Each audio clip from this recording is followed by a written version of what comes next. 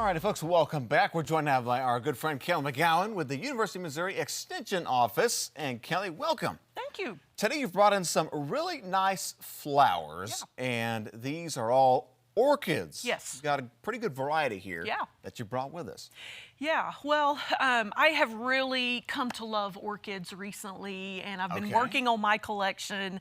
And so I wanted to share a couple of pointers about orchids and show you some of the ones that we have here today. Please do, because they look pretty, like very beautiful. There's nothing else like an orchid, really. Right. They might be kind of daunting to some people, thinking, well, I might take some extra care. Yeah, well, don't be scared. So orchids are a tropical plant, so they're going to need watered probably weekly. But with orchids, we pot them up in we call it an orchid bark. So it's kind of like a mulch, and so the water just kind of drains through really easy. It's not setting in soil, so you don't want to over or underwater. So that's the main thing to keep in mind.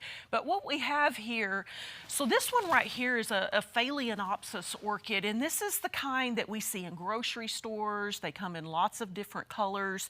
And this is a good beginner orchid because they're beautiful and they're easy to take care of. Okay, so now you look at that, you might get a little intimidated by it because you're like, man, what are those? It's got stakes coming out of it. There's like the bottom on it, roots everywhere.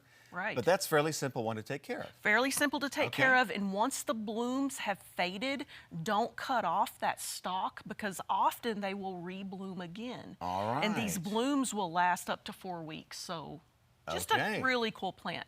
I also have a vanilla bean orchid here. I don't know how well you can see that, but it is a vining plant. In the white pot. Yeah, and that's where vanilla beans come from. And we don't typically have a long enough growing season here for it to produce and flower and make vanilla beans, but it could be a great house plant. All right, and then lastly in the middle? It is our Cattleya orchid, and it is a more kind of, not uncommon, but we don't see them as often, and they have a nice fragrance to the flowers. Yes. We were smelling them earlier. They do smell good. And these are from our friends at Schafitzel's right down the road, and just an incredible addition to your houseplant collection. All right, orchids blooming nicely, some beautiful flowers, not as tricky to take care of as you might think so.